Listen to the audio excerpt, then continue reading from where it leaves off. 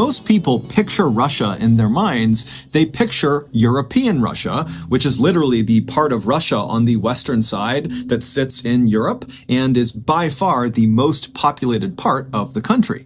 But European Russia only accounts for 23% of the total territory that is Russia.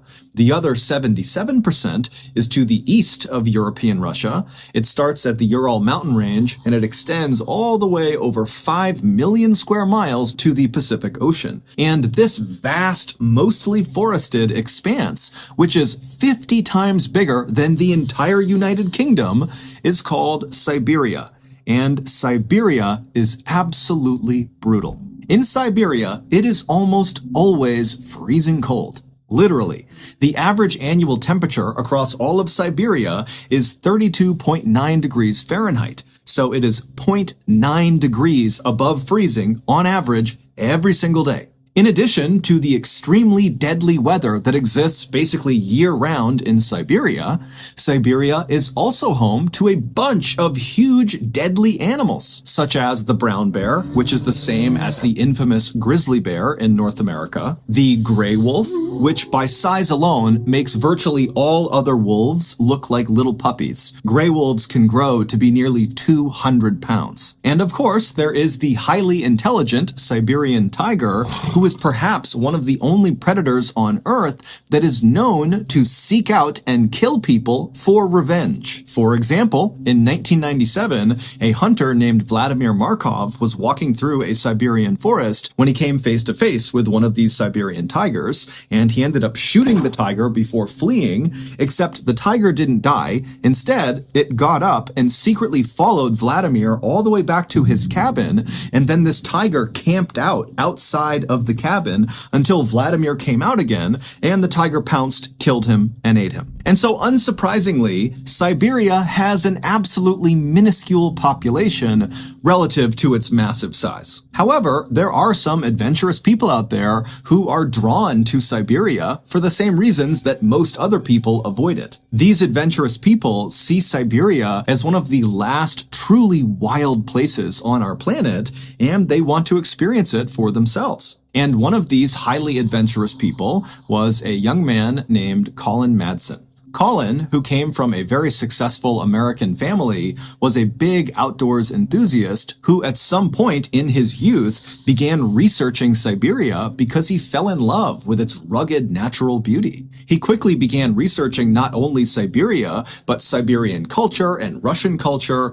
and also at some point he became fluent in the Russian language. Then, in 2013, when Colin was 22 years old, he left his home in Missouri and moved to Siberia. He settled in one of Siberia's few population centers, a city called Irkutsk, which is located in the southeast of Siberia and right along the edge of Lake Baikal, which is the world's deepest freshwater lake. Colin's Siberia plan was twofold. He would go to school while he was there, and he would go out and explore. And at first, his plan went perfectly. He was accepted into Moscow State Linguistic University in Irkutsk, and very quickly he made friends who were eager to accompany him on his adventures out into the Siberian wilderness. From his arrival in Siberia in 2013 to 2016, Colin did well in his studies, and he spent countless hours exploring the forests and mountainous areas all around Lake Baikal and right outside of Irkutsk. In fact, Colin became so familiar with this region that he began volunteering with a nonprofit in the area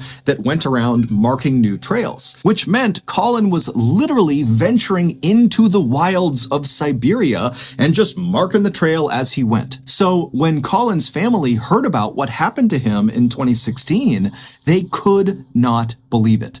In March of 2016, Colin and 3 of his good hiking friends, one was American and 2 were Russian, decided they wanted to go on a hike together. They settled on hiking to the summit of Love Peak, which was a mountain located a few hours away from Irkutsk in a small village called Arshan. This hike was nothing compared to the gnarly Siberian wilderness hikes all 4 of these guys had been on before. The trail that led up to Love Peak, it was fairly steep, but it was incredibly well marked, and all 4 of these guys had hiked it several times before. However, because Colin and his friends were so experienced at hiking in Siberia, they knew that even the easiest hikes needed to be respected because Siberia was still Siberia. There were dangers that lurked everywhere. And so the men called ahead to the village of Arshan and they rented one of these small rustic cabins that's in the village that sits right at the base of Love Peak, and it's kind of tucked away in this forest. And so this cabin would serve as their sort of base camp and would allow them to arrive in Arshan, get their gear together, and then when they were ready, they could begin this hike to the summit. And so a few days later, on March 27th, Colin and his 3 friends loaded up their car and they drove west to Arshan. And when they got there, they stopped at a local store and got some supplies and then made their way to their cabin. Their cabin was just a single room with a few beds inside of it. It was enough to protect them from the elements, but really nothing more. As for a toilet, the cabin didn't have one, but there was an outhouse outside that they could use. So after the friends moved into the cabin and claimed their beds and put their things down, they all sat down and began prepping their gear and eating some food and chatting. And then finally, at 2 a.m., they decided they needed to go to sleep because their plan was to get on the path up to Love Peak by 7 a.m., which meant they needed to get up at 5 a.m. to make their final preparations. So at 2 a.m., the lights in the cabin turned off and the friends all fell asleep. And then 3 hours later at 5 a.m., when the lights came back on again, it was immediately clear something was wrong. Colin was not in his bed. His friends assumed, when they looked over at his bed and saw his personal belongings were all still there, that Colin must have gotten up and headed outside, maybe to use the outhouse or go for a quick walk, and they just hadn't heard him leaving. And so the 3 friends initially just kind of shrugged off Colin's absence and said, he'll be back any minute, most likely, and if for some reason he's not back soon, he'll certainly be back by 7 a.m. because that was the agreed upon time they would leave for this hike. But as the minutes ticked closer and closer to 7 a.m. and Colin still had not shown up or tried to call them or do anything, the friends started to worry. It just didn't make any sense that Colin would just get up and leave without telling them where he was going. Finally, at 7 a.m., when Colin still had not shown up and the friends' cursory search of the outside area near the cabin had yielded no results, they decided they had to tell someone. And so they wrote a note addressed to Colin and they put it on the front of their cabin door. And this note basically just told Colin, if you come back here and you see this note, know that we're looking for you. So stay put or tell someone you're here. And so after putting up this note, the friends left the cabin and they headed to the nearest police station where they reported Colin missing.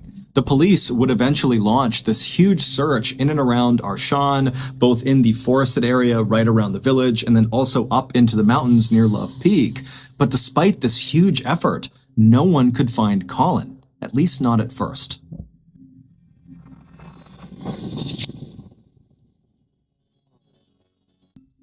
On Monday, April 4th, so 8 days into Colin's disappearance, a group of searchers were looking in the forest about 1 mile away from the cabin where Colin and his friends had been staying. And they look up ahead and they see there is this clearing and there's something in the middle of it. And so the searchers begin moving their way towards this clearing, ducking under branches and stepping over brush. And when they get close enough, they can see Colin is in the clearing.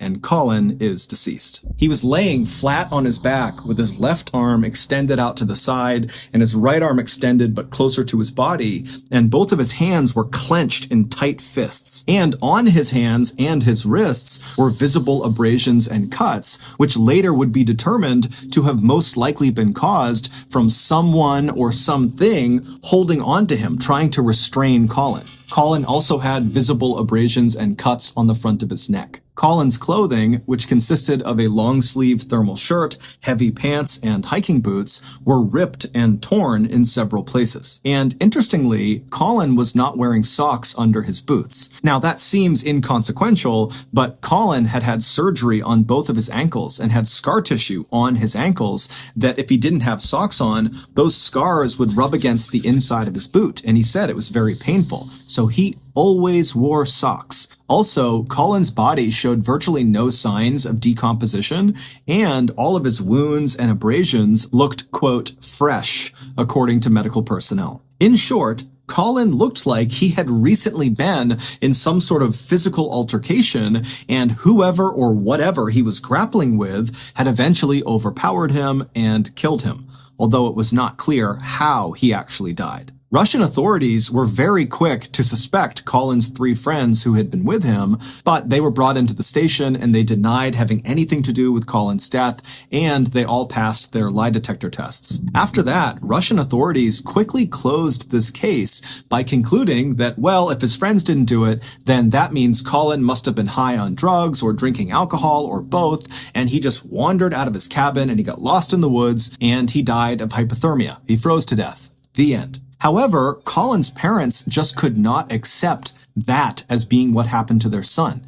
There were a lot of reasons for skepticism, but the main one was that Colin was an absolute expert at navigating this particular region of Siberia. And so the idea that he would leave his cabin for a quick walk or something and get so completely lost that he would die 8 days later seemed way too far-fetched. And so Colin's parents hired a US-based private lab to do a review of Russia's autopsy of Colin to give their opinion if the autopsy was accurate or not. And this US-based lab pretty much immediately found that the Russian autopsy was not remotely accurate. Number 1, Colin was not under the influence of alcohol or drugs. He was sober, although technically he did have very small amounts of THC in his urine. THC is the chemical that is found in marijuana, but the amount was so little, it basically meant he had consumed the THC days before he went missing. And so he would not have been remotely affected by that small amount of THC in his system. Number 2, the lab determined that Colin almost certainly did not die from hypothermia. Instead, all signs pointed to Colin dying from being suffocated, meaning he was murdered. Someone crushed his airway or in some way restricted him from breathing, and that's what killed him. And 3, based on the lack of decomposition, the freshness of the injuries on Colin's body, and the lack of animal predation on his body when they found him, indicated that Colin did not just wander out of his cabin and immediately die somewhere in the forest. Instead, he was alive for most of the time people were looking for him. Meaning when they found him, he likely had died within hours of being found. And so these findings by this US-based lab kind of create a general theory about what must have happened to Colin. After Colin left the cabin in the early morning hours of March 28th, maybe to go to the outhouse or to go for a quick walk, when he went outside, someone or something was nearby, and they either lured Colin to them or they straight up ambushed Colin and took him away. Now, we have no idea what happened to Colin after he was abducted, but we can safely assume that after being abducted and taken somewhere, he was alive, and he stayed alive for several days until on the 8th day of his disappearance, Colin was killed, likely by his captor, either at the spot where he was found, or he was killed somewhere else, maybe in the forest, and then moved to the spot where he was found. Many people believe it was the Russian government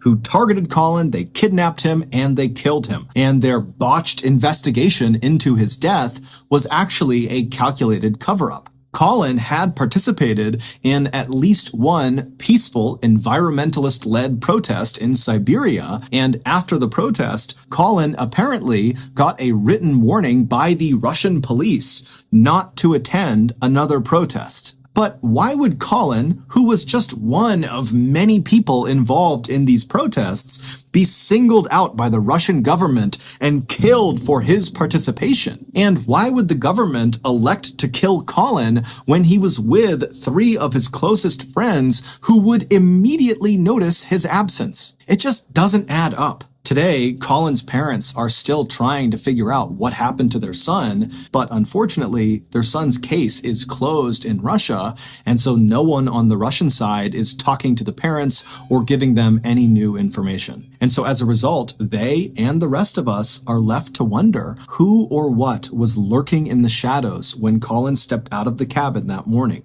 And then where did they take him? And what did they do to him for nearly a week before they killed him deep inside of that Siberian forest?